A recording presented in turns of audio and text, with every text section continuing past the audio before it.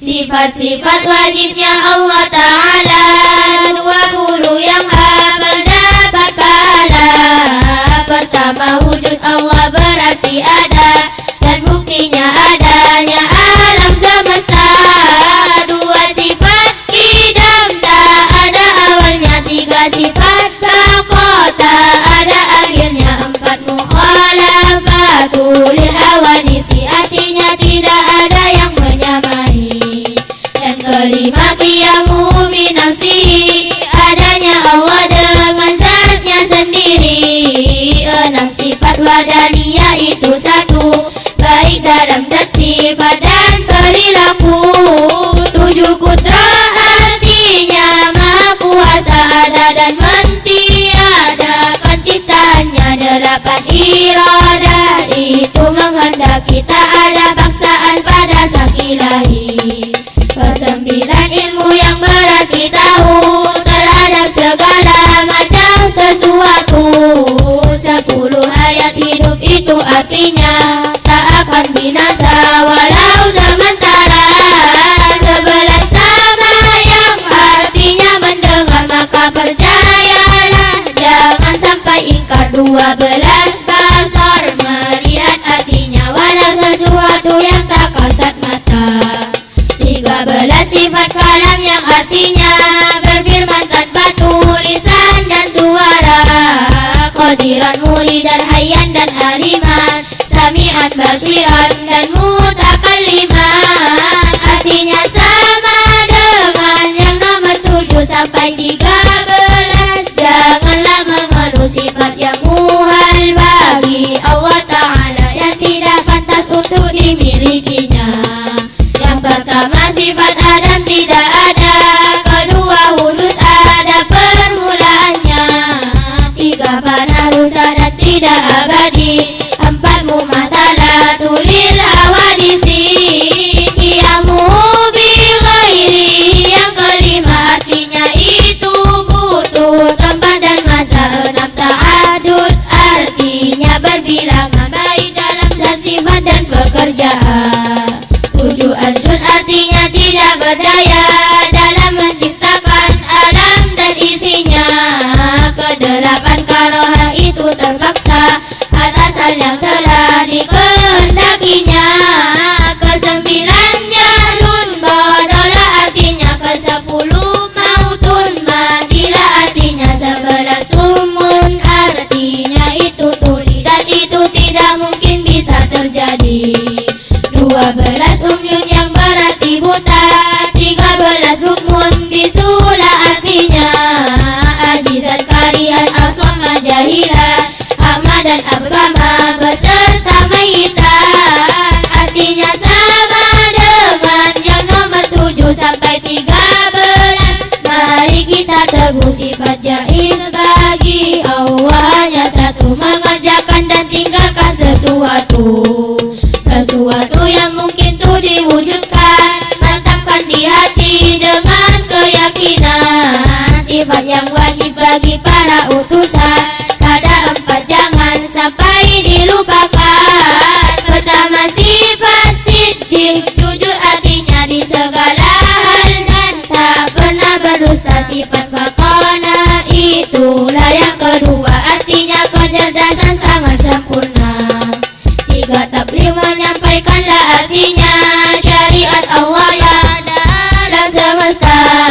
Yang terakhir adalah sifat amanah, yakni dipercaya membawa risalah. Sifat-sifat muhal bagi para nabi ada 4 dan tidak akan terjadi. Pertama, kizib, artinya itu dusta. Balada, bodoh, itu sifat kedua. 3, kitman, artinya menyembunyikan syariat Allah yang telah diturunkan. 4, khianat, tak dapat dipercaya. Semuanya adalah sifat tercela. Hanya 1 sifat jaiz para nabi, tertimpa hal bersifat manusiawi. Namun hal itu tak sampai mengurangi derajatnya nabi yang mulia dan tinggi.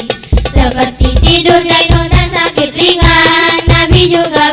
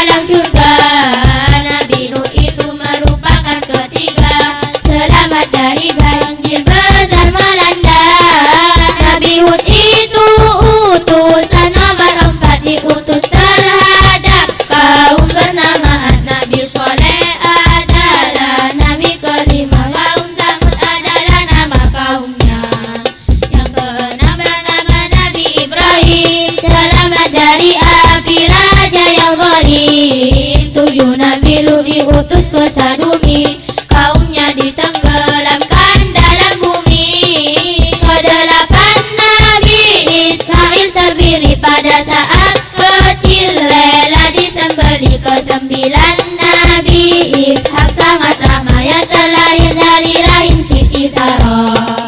Nabi Yakub urutan yang ke-10, kehilangan Nabi Yusuf tak mengeluh. Ke-11 Nabi Yusuf yang bermimpi, yang menjadi isyarat sebagai Nabi. 11 bintang, matahari dan bulan pada Nabi Yusuf sujud bersamaan. 12 Nabi Ayub yang diuji selalu bersabar dalam menghadapi. Nabi Syuaib urutan ke-13, yang kaumnya disiksa api panas. 14 Nabi Harun urutannya, berdakwah bersama dengan Nabi Musa. Yang ke-15 itu Nabi Musa diutus ke Raja Fir'aun yang durhaka, mempunyai tongkat yang luar biasa, dan Bani Israel adalah kaumnya. 16 Nabi Ilyas yang adil juga diutus pada Bani Israel. 17 yaitu Nabi Zulkifli, Bishrun bin Ayyub adalah nama asli. 18 Nabi Daud sang raja yang dikenal dengan indahnya suara. 19 itu Nabi Sulaiman yang dapat memahami bahasa hewan. 20 Nabi Ilyas sang pujaan, tidak akan mati sampai akhir zaman. 21 itu Nabi Yunus yang pernah dimakan oleh ikan paus. 22 Nabi Zakaria dibunuh dengan cara dianiaya. 23 itu Nabi Yahya putra tunggal dari Nabi Zakaria. 24 itu Nabi Isa, sejak bayi sudah bisa berbicara. Yang terakhir Nabi Muhammad Al-Amin, diutus untuk rahmatan lil alamin. Ada 4 kitab yang Allah turunkan kepada Nabi yang menjadi pilihan. Kitab Taurat merupakan yang pertama yang diturunkan kepada Nabi Musa. Kitab Zabur urutan yang nomor 2 diturunkan pada Nabi Daud mulia. Kitab Injil itu urutan ketiga yang diturunkan kepada Nabi Isa. Perlu kalian ketahui bersama, Injil dulu dan yang sekarang berbeda. Injil yang sekarang banyak perubahan yang tidak sesuai asal penurunan. Yang terakhir adalah kitab Al-Quran, pembeda antara hak dan kebatilan. Diturunkan kepada Nabi Muhammad yang diutus kepada seluruh umat. Malaikat asalnya dari cahaya dan tak akan pernah melakukan dosa. Malaikat yang wajib diketahui jumlahnya ada 10, itu pasti. Malaikat Jibril menyampaikan wahyu dari Allah kepada orang tertentu. Mikail tugasnya menurunkan hujan, memberikan rizki, menjaga lautan. Malaikat Israfil itu ketiga, bertugas untuk meniup sangkakala. Tiupan pertama untuk mematikan, tiupan kedua untuk membangkitkan. Israel tugasnya yang mencabut nyawa, Mungkar Nakir dalam kuburan bertanya. Rakib catat amal baik manusia, malaikat atid mencatat buruknya. Malaikat Malik menjaga neraka, malaikat Ridwan menjaga di surga. Di antara yang wajib kita tanamkan adanya hidup setelah kematian. Pada alam barzakh kita wajib iman, yaitu alam sebelum kebangkitan. 2 malaikat akan mendatangi dan bertanya terhadap